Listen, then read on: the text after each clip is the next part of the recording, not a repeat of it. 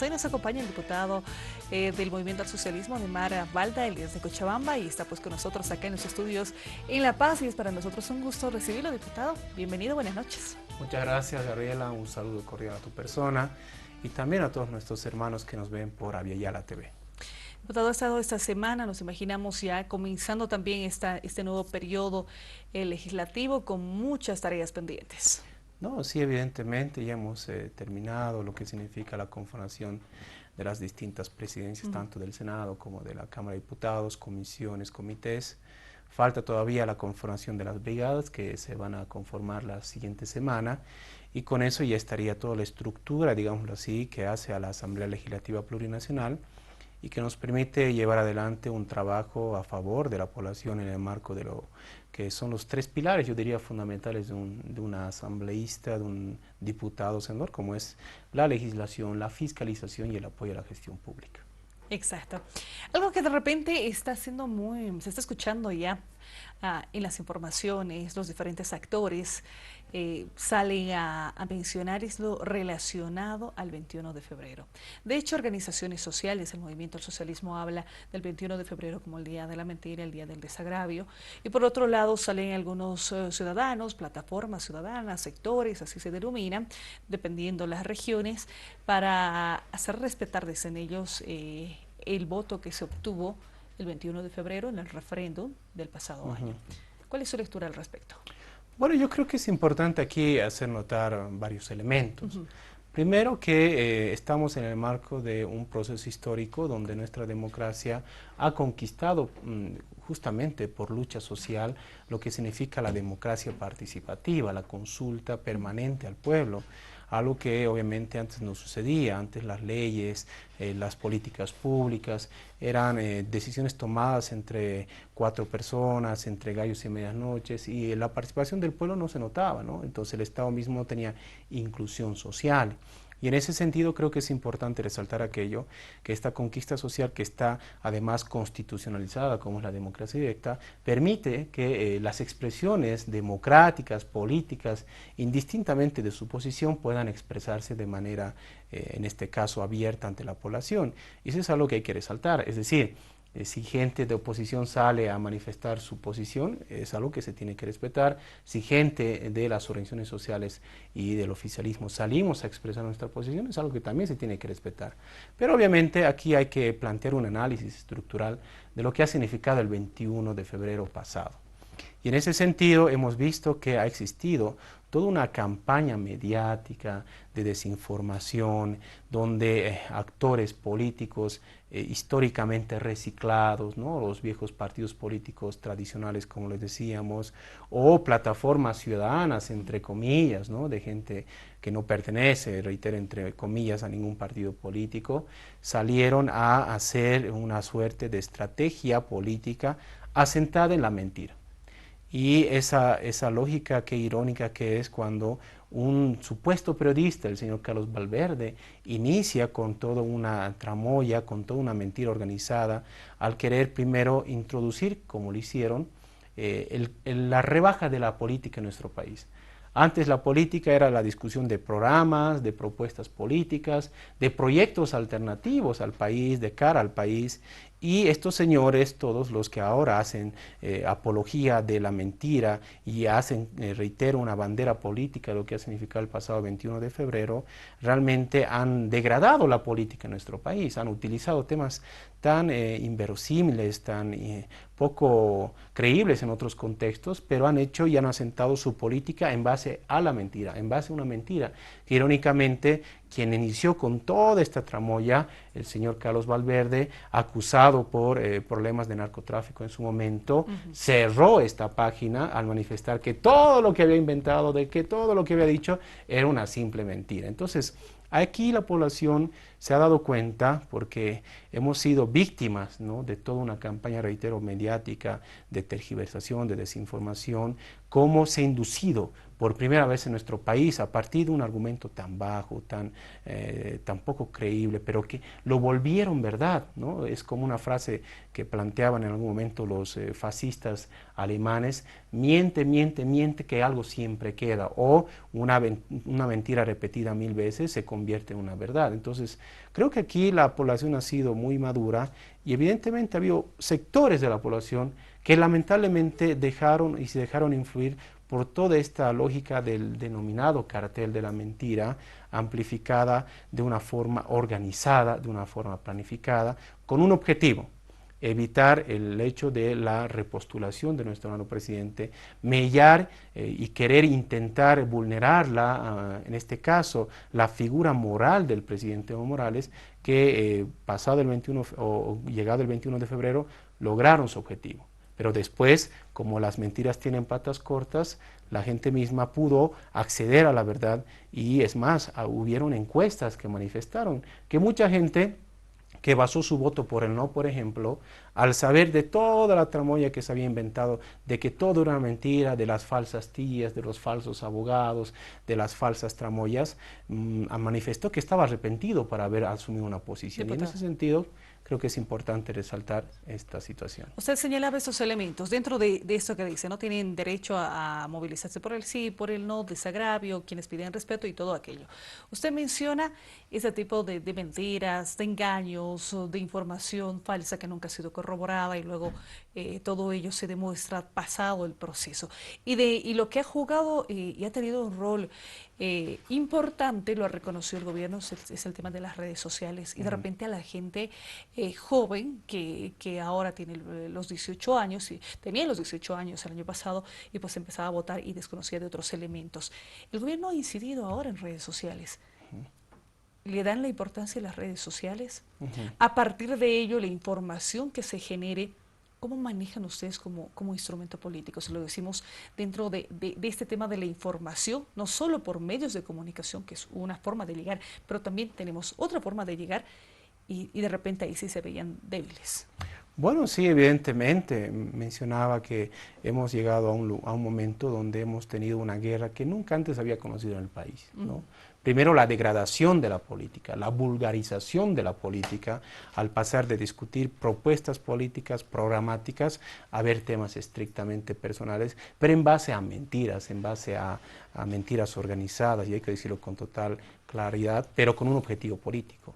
Y dentro de esta nueva lógica que asume, yo no diría, porque no hay que darle el crédito a la oposición boliviana, porque no son tan inteligentes, sino había una estrategia a nivel geopolítico, a nivel mundial, donde obviamente este tipo de situaciones, que reitero, nunca antes habían visto en Bolivia, y aquí el elemento de las redes sociales es un elemento fundamental, que es una lógica de una política que se ha planificado y que se ha experimentado fundamentalmente en los Estados Unidos, donde este tipo de situaciones es muy característico de la política norteamericana. Pero el elemento fundamental de amplificación fueron las redes sociales, un espacio donde uno puede decir de manera anónima, de manera impune además, insultar a las personas, degradar a las personas, generar falsas expectativas sobre ciertas situaciones, y no existe ningún tipo de regulación y de sanción, que ha sido un elemento fundamental y que ha incidido obviamente en el voto de las personas jóvenes fundamentalmente, que no ven televisión, que no ven noticieros, que no leen periódicos y que basan sus criterios, es más, su formación como personas en torno a lo que leen en las redes sociales. Pero como las redes sociales es un espacio, digámoslo así, donde todo el mundo puede decir lo que le venga en gana, hoy creo mi blog, pongo que, bueno, los extraterrestres nos van a invadir el día de mañana, y hay gente que cree, lamentablemente hay gente que cree, que no contrasta fuentes, que no ve, digamos, una información mucho más seria, mucho más objetiva, que no tiene la molestia, por lo menos, de consultar la fuente en la cual se está basando esa información. Simplemente lo ve en el Face, lo ve en el Twitter, lo ve en el WhatsApp y cree que eso es la verdad. Entonces, dentro de esta estrategia que muchos la denominan como una lógica, una guerra de baja intensidad, o una guerra donde se ha utilizado estos mecanismos como la desinformación y demás, las redes sociales juegan un rol fundamental, y sobre esto obviamente se ha reflexionado mucho. El gobierno ha manifestado las organizaciones sociales han manifestado que aparte de la mentira, aparte de esta estrategia de la vieja política o de los viejos actores políticos que existían en nuestro país, las redes sociales fue una debilidad fundamental que también influyó y direccionó y amplificó estas mentiras que en última instancia llevaron adelante a un referéndum donde se impuso con un porcentaje muy mínimo, y eso hay que resaltarlo, en lo que significa la opción del no. Diputado, tenemos preguntas también en Santa Cruz. Vamos con Sandra Elías. Estamos junto al diputado Ademar Balda. Sandra, adelante. Claro que sí, muchas gracias, Gabriela. Diputado Balda, muy buenas noches. Desde Santa Cruz los saludamos cordialmente. Es un tema bastante complicado, diría yo, y quisiera consultarle sobre esto. Es decir, hablando específicamente, ¿no es cierto?, de este resultado del referéndum, de lo que se habla y de lo que dice la democracia, que hay que escuchar la voz del pueblo, en este caso que dijo no, y que sin embargo, en este caso, el gobierno nacional considera todo lo que usted acaba de explicar, ¿no es cierto?, de que ha habido una red de mentiras, de que ha habido un engaño y que este resultado no es válido. Mi pregunta va por ahí, es decir, ¿cómo se pretende demostrar constitucionalmente, tal vez, o cuáles son las vías o las alternativas para demostrar que realmente este resultado no es válido, que este no es el resultado de lo que realmente quería expresar el pueblo, de lo que realmente quiere el pueblo, para no caer en una contradicción, no solo ante los ojos de nuestra ciudadanía, sino tal vez ante los ojos del mundo, no caer en una contradicción de esta máxima, ¿no es cierto?, de la democracia, que es escuchar la voz del pueblo y respetar la voz del pueblo. ¿Cuáles son las alternativas? ¿Cómo se va a lograr demostrar que realmente este ha sido un resultado no válido o no es lo que refleja nuestro país, el deseo del país? En realidad, lo que ha pasado el 21 de febrero es un referéndum donde se ha consultado a la población, producto, reitero, de una conquista histórica como es la democracia directa y participativa. El referéndum, por primera vez en nuestro país, ha sido constitucionalizado. Esta lógica, reitero, que hace una lucha social y que expresa que en Bolivia existe una democracia dinámica, no es una democracia fósil, no es una democracia donde uno vota cada 5 años y se olvida de la participación política, nada de eso. En realidad nadie está desconociendo ese resultado. Lo que estamos manifestando es que el producto o cómo se ha llegado a ese resultado, fundamentalmente, y reitero, no lo decimos nosotros, lo dicen las mismas encuestas de la oposición, fundamentalmente un sector de la población fue engañada, fue manipulada, fue distorsionada en lo que significaba su concepción en torno, a, por ejemplo, al presidente, en torno al gobierno, en torno a la novela Zapata, etcétera. Y reitero, nadie desconoce el tema del 21 de febrero.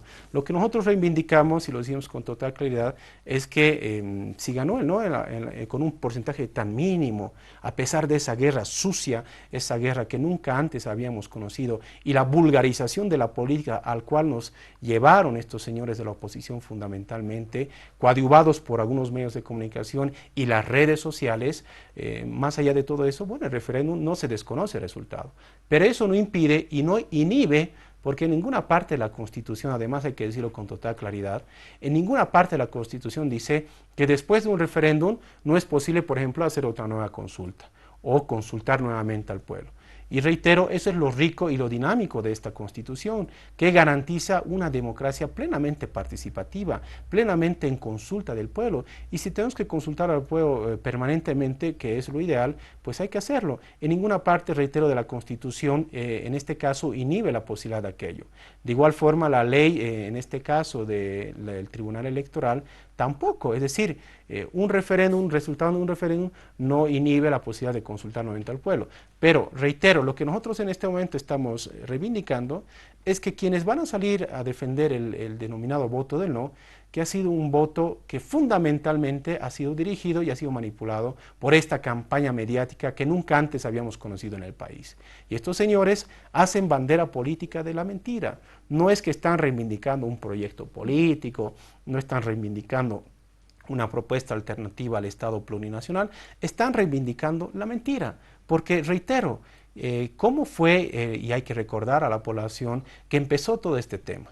¿Acaso cuestionaron el tema de la nacionalización, el tema de lo que ha significado la recuperación de los recursos naturales o la recuperación de nuestras empresas estatales? No hicieron eso. Cuestionaron la vida privada del presidente, inventaron cosas en torno a la vida privada del presidente, que después, reitero, a la larga se demostró que ninguna de esas patrañas, ninguna de esas mentiras eran verdad. Entonces, nadie desconoce el resultado del pasado 21 de febrero, pero tampoco es correcto manifestar que eso es un referéndum absoluto, es algo que no se puede tocar y que ese resultado esté escrito en piedra. No, la constitución política del Estado, en el marco de un régimen jurídico del Estado plurinacional, permite que la democracia sea dinámica. Por eso esa expresión. Si hay gente que sale a la calle a reivindicar su propuesta en el ámbito pacífico y democrático, es parte de esta lógica que ha permitido consolidar la profunda participación del pueblo en las consultas de políticas públicas. Diputado, tenemos consultas también en el departamento de Cochabamba. Ya está Juan Luis Gutiérrez. Adelante, Juan Luis, con las preguntas. Gracias, Gabriela. Buenas noches, diputado. Es un gusto saludarlo a través de la pantalla de Avia Yala Televisión. Nos queda claro, me parece, que estamos hablando de una campaña que se ha gestado durante el año pasado, que ha tenido las repercusiones, los resultados que se han dado a conocer con el 21 de febrero del año pasado. Y me gustaría preguntarle, usted identifica también en el ámbito político, además de los discursos, los actores. Aquí en Cochabamba, el protagonismo para la campaña por el no y para esta campaña del 21F próximo es el Comité Cívico de Cochabamba. ¿Cuál es su valoración sobre esta entidad? A nivel general, los actores políticos fueron los viejos partidos tradicionales. El tema del señor Doria Medina, Tuto Quiroga, los separatistas divisionistas en el caso de Santa Cruz a la cabeza de Rubén Costas. Y claro, para querer un poco manifestar que había plataformas ciudadanas, inventaron a gente que muchos de ellos o eran exministros, exviceministros, exdiputados de estos mismos partidos tradicionales. Y en el caso concreto de Cochabamba, hemos visto quienes han impulsado este tema han sido los de la alcaldía, del señor José María Leyes, de tendencia demócrata, de tendencia separatista y divisionista, quienes apoyaron el golpe cívico prefectural en su momento y quienes recientemente han planteado nuevamente la división de la policía que pasa a tuición de la alcaldía, algo que realmente raya en el absurdo. Y obviamente para aquello, como no lo pueden hacer de manera directa, muchas veces utilizan a operadores políticos. Y el denominado comité cívico, que prácticamente ha sido desconocido por la Central Obrera Departamental, por los comités cívicos provinciales del departamento, es un señor en realidad, el señor Juan Flores, que no tiene representatividad alguna. La Central Obrera Departamental ha desconocido ese comité cívico, la Federación Única de igual forma, las 6 federaciones de igual forma y los comités cívicos provinciales, que son la estructura fundamental de esta institución. Pero claro, como este señor, en vez de hacer trabajo cívico, defender propuestas del departamento, ha empezado a ser un operador más político, un operador político de la alcaldía de Cercado.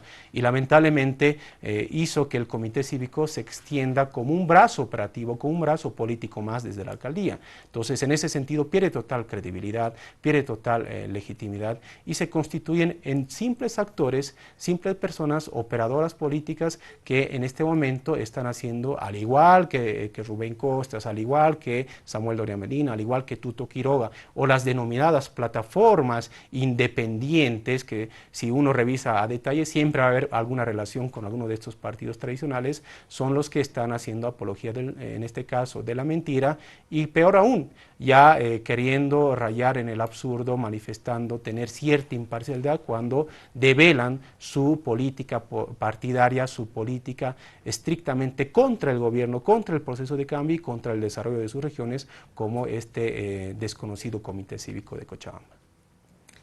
Diputado, se ha anunciado, para ir ya cerrando este tema, se ha anunciado reuniones, convocatorias más bien, en capitales, en diferentes ciudades, por parte de las organizaciones sociales. Asisten también los militantes del movimiento al socialismo. Esto está anunciado, que sucede en Cochabamba, si nos puede comentar al respecto. Sí, la Coordinadora Nacional por el Cambio, las CODECAMs y todo lo que significa la estructura del movimiento socialismo ha manifestado que en el marco de nuestro derecho democrático saldremos a manifestar nuestro desagravio o manifestar esta lógica que han hecho estos señores en contra de la mentira y también reivindicando lo que significa la democracia participativa fundamentalmente. Y en ese sentido se está planificando concentraciones, y esto hay que dejarlo muy en claro, que no van a estar ni en el horario, ¿no? Y en algunos casos ni siquiera en el día donde la oposición o estos grupos políticos o operadores políticos de la derecha salgan a manifestarse. Es decir, nosotros nos vamos a concentrar y vamos a tomar los recaudos necesarios para no concentrarnos en los mismos lugares, en las mismas situaciones, porque aquí hay que advertir algo. La democracia participativa es que el pueblo se manifieste, y si se manifiesta de manera permanente, mucho mejor.